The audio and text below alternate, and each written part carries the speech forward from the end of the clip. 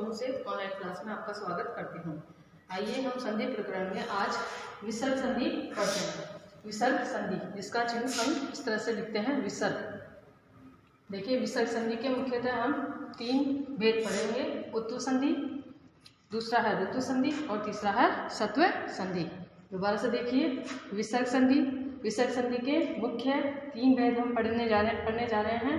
उत्तु संधि, ऋतु संधि और सत्व संधि। पहला देखिए सत्व संधि। बहुत ही आसान सी ट्रिक्स मैं आपको बताने जा रही हूँ, जिसके माध्यम से हम इसकी पहचान भी कर सकते हैं और बहुत ही अच्छे तरीके से इसको हम हल भी कर सकते हैं। देखिए सत्व संधि, इसकी परिभाषा है विसर्ग के बाद। विसर्ग के बाद, जैसा कि आपको बताया, ये विसर्ग के बाद पहला व दूसरा व्यंजन वर्ण हो तो विसर्ग का श, श, स में बदल जाता है। अर्थात विसर्ग के बाद च और छ, च वर्ग से लेंगे हम, इसमें यहाँ क वर्ग नहीं लेंगे, च वर्ग से लेंगे। च वर्ग में बताया आपको, च वर्ग से पहला व दूसरा व्यंजन वर्ण, अर्थात इधर देखिए च और छ, जैसे कि च वर्ग का पहला वर्ण हो गया और ये छ दूसरा वर्ण हो गया। च और छ किस में बदल जाता है? विसर्ग के बाद आने पर श में बदल जाता है। इसी तरह से ट और ठ, ट और ठ व्यंजन वर्ण के बाद में, विसर्ग के बाद ट और ठ वर्ण आने पर ये किस में बदल जाएगा? श से षटकोण में। इसी तरह से त और थ, विसर्ग के बाद त और थ व्यंजन वर्ण आने पर विसर्ग किस में बदल जाता है? स में बदल जाता है, जो कि हमें याद करना है। ये आपको हमेशा याद रखना है। उदाहरण देखिए, जैसे कि निहि धन चल। अब देखिए यहाँ बीच में विसर्ग आना आवश्यक है। निहि, नी और इसके बाद में क्या आ गया? विसर्ग। विसर्ग के बाद में क्या आ गया? च। जैसा कि आपको बताया है च, च का मतलब च वर्ग से पहला वर्ण है। कौन सा वर्ण है ये? पहला। अब देखिए यहाँ विसर्ग किस में बदल जाएगा? इस वाले श में। जैसा कि नियम के अनुसार अगर च या छ आ जाता है तो विसर्ग किस में बदल जाता है? इस वाले श में बदल जाता है और यहाँ हमारी संधि हो जाती है निश्चल। यानी ये विसर्ग किस में बदला? इस वाले श में। क्या याद रखना है आपको? इस वाले श के बाद में कौन सा वर्ग आना चाहिए? आपका च वर्ग आना चाहिए। इसी तरह से दूसरा उदाहरण देखिए, निहिधन च, वही च बदल जाता है, इस वाले श में बदल जाता है और यहाँ हमारी संधि हो जाती है निश्चल। यानी ये विसर्ग किस में बदला? इस वाले श में। क्या याद रखना है आपको? इस वाले श के बाद में कौन सा वर्ग आना चाहिए? आपका च वर्ग आना चाहिए। इसी तरह से दूसरा उदाहरण देखिए, निहिधन च, वही च आ गया, च से पूर्व आपके विसर्ग आ जाता है और विसर्ग को आपको किस में बदलना है? इस वाले श में बदलना है, जो कि आधा होता है और संधि आपकी इस तरह से हो जाती है। आपको और कहीं कुछ भी नहीं बदलना है, सिर्फ विसर्ग को आपको किस में बदलना है? इस वाले श में बदलना है। और ध्यान रखना है यहाँ च या छ आना चाहिए, च या छ आना आवश्यक है। इसी तरह से निहिधन तार। अब देखिए यहाँ विसर्ग है और विसर्ग के बाद में कौन सा व्यंजन वर्ण है? आपका त, यानी त वर्ग हो गया।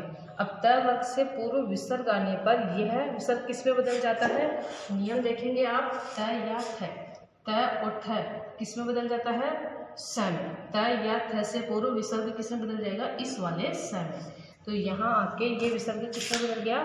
इस वाले स में बदल गया, अर्थात ये वाला स, और यहाँ पर ये आधा व्यंजन है, इसलिए आपका ये संधि पद क्या बन गया? निस्तार है। क्या बन गया? निस्तार है। इसी तरह से निहिधन ठुर।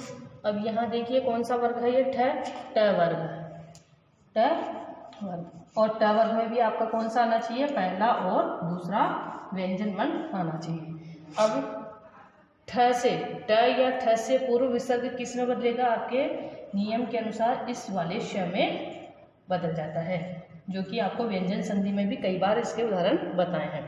अब देखिए इस तरह से संधि करेंगे।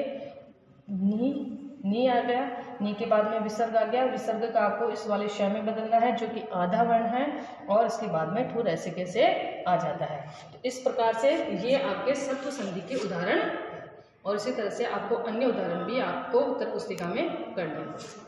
आप आगे देखिए विसर्ग संधि में ऋत्व विसर्ग संधि। सत्व संधि हमने पढ़ी थी और अब सत्व के साथ बाद में हम पढ़ेंगे ऋत्व विसर्ग संधि। इसकी परिभाषा देखिए, यदि विसर्ग से पहले अ या आ स्वर को छोड़कर कोई अन्य स्वर आए और विसर्ग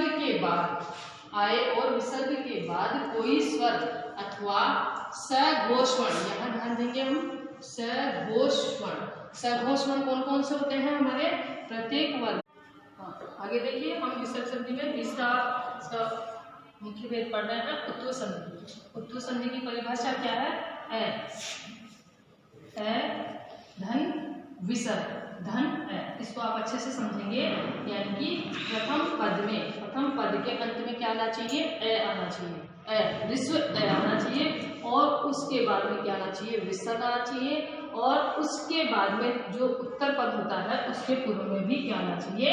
ऋस्व ए आना चाहिए। ये स्थिति आपको समझनी है।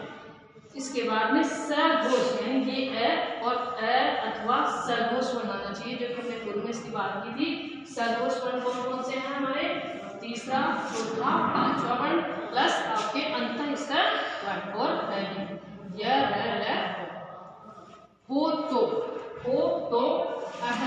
अब देखिए ये दोनों मिलकर यहाँ क्या बन जाते हैं? अह के बदले, यानी इस अह के बदले क्या हो जाता है? ओ हो जाता है, यानी ये दोनों मिलके क्या बन गए आपके? ओ हो। ये स्थिति आपकी हो जाती है। और यहाँ देखिए सीधी सीधी बात करेंगे हम, सीधे से उदाहरण है, जैसे मन है, शब्द है आपका मन है, धन योग, मन है धन योग। अब यहाँ देखिए इस न में कौन सा स्वर है?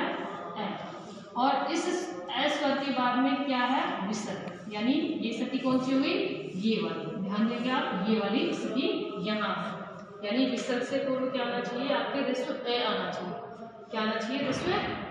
और इसके बाद में यहाँ आपके ए भी हो सकता है, और अथवा सघोष वर्ण आना चाहिए। ठीक है, ए अथवा सघोष वर्ण आना चाहिए। तो स्थिति क्या हो जाएगी आपकी? ये ए और ये विसर्ग मिलकर के क्या बन जाता है? ओ। किसमें बदल जाएगा? ओ में बदल जाएगा। और यहाँ स्थिति पर क्या हो जाएगा? मनोयोग। इस तरह से न में कौन सा स्वर आ गया? ओ। किस तरह से आ गया? ए धन विसर्ग बराबर ओ। दूसरा उदाहरण देखिए, वयः धन वृद्ध है। यहाँ भी वही स्थिति है। देखिए विसर्ग से पूर्व में ए है, धन विसर्ग हो गया, और इसके बाद में क्या है? यहाँ व, जो कि आपके अंतःस्थ व्यंजन वर्ण में से एक है, व आ गया। व आने से अब आपका इन दोनों में संधि होती है, क्या बन गई? ओ। और ओ बन करके यहाँ क्या हो गया? क्या संधि पद बन गया आपके? वयो वृद्ध है। यह में कौन सा स्वर लग गया? ओ, और क्या बन गया? वयो वृद्ध है। इसी तरह से तम है धन गुण है, मैं के बाद में विसर्ग है, स्थिति वही है, और यहाँ भी क्या हो जाता है? तमो। मन है धन विकार है, यहाँ भी वही सेम स्थिति है, तो यहाँ भी क्या संधि होगी? अपनी मनो विकार है। तो इस तरह से आपकी यह उत्व संधि यहाँ आपने ओ बनाया है, और नाम इसका क्या हो जाता है? यहाँ पर उत्व संधि हो जाता है। इस तरह से आज आपने विसर्ग संधि के तीनों उदाहरणों के भेद भी पढ़े हैं, और इनको समझा भी है, और नए उदाहरण आपको उत्तर पुस्तिका में करके भी लाने। आज के लिए